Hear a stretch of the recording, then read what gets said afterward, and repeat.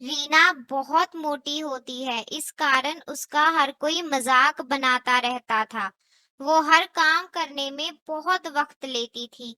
ऐसा ही शादी के बाद उसके साथ होता रहा। उसकी ननंद संजना उसका बहुत मजाक बनाती रहती थी। उसका पति और उसकी सास तो उसे बिल्कुल पसंद नहीं करते थे। एक दिन संजना किचन में खाना बना रही होती है।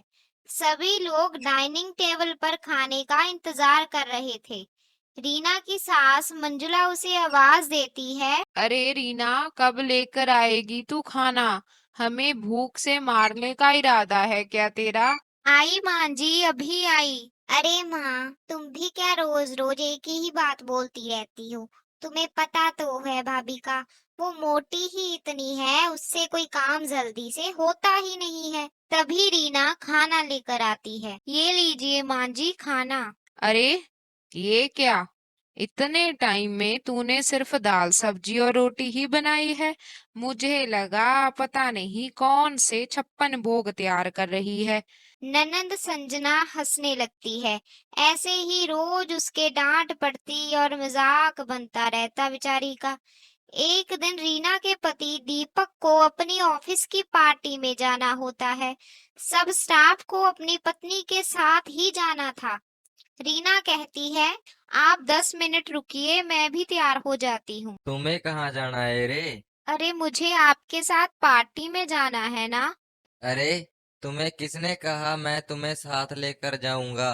मुझे अपना मजाक नहीं बनाना है वहां पर। मोटी भैंस हो तुम, और मैं कितना फिट। सब हंसेंगे मुझ पर। रीना को बहुत दुख होता है। रीना का पति दीपक कभी रीना को साथ लेकर नहीं जाता, ना ही उससे ढंग से बात करता था। एक दिन संजना अपनी कुछ सहेलियों को लेकर घर पर आती है। जब रीना उनके सामने आती है तो उनमें से एक बोलती है, अरे संजना, ये कौन है मोटी भैंस? अरे अरे, ये मोटी भैंस नहीं, मेरी मोटी भाभी है। और सब हंसने लगती हैं। रीना अपने कमरे में जाकर रोने लगती है। एक दिन की बात है, दीपक ऑफिस चला जाता है और संजना अपनी किसी सहेली के यहाँ पार्टी पर चली जाती है। घर पर सिर्फ रीना और उसकी सास ही होती है। रीना की सास सीढ़ियों से गिर जाती है। रीना भागी भागी अपनी सास के पास आती है। रीना बहुत घबरा जाती है।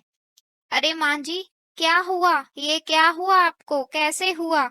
वो हॉस्पिटल में फोन करती है तो वहां कोई एम्बुलेंस फ्री नहीं होती। जब रीना अपने पति दीपक को फोन करती है, वो तो कभी उसका फोन उठाता ही नहीं था।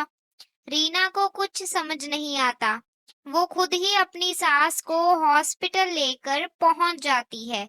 डॉक्टर उसकी सास का इलाज करते हैं। दीपक और संजना हॉस्पिटल पहुंचते हैं तो डॉक्टर उन्हें बताता है कि अगर रीना उन्हें हॉस्पिटल लेकर ना आती तो उनकी जान भी जा सकती थी।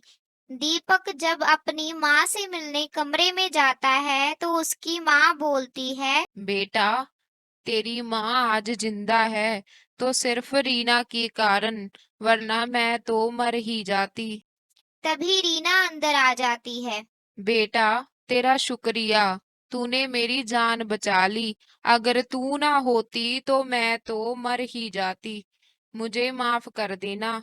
मैं आज तक तुझे इतना कुछ बोलती रही, सिर्फ तेरे वजन के कारण मैं तेरी कीमत ना समझ पाई। और दीपक भी रीना से माफी मांगता है और सब हंसी खुशी रहने लगते हैं। अगर आपको हमारी ये कहानी अच्छी लगी तो चैनल को सब्सक्राइब जरूर कर देना।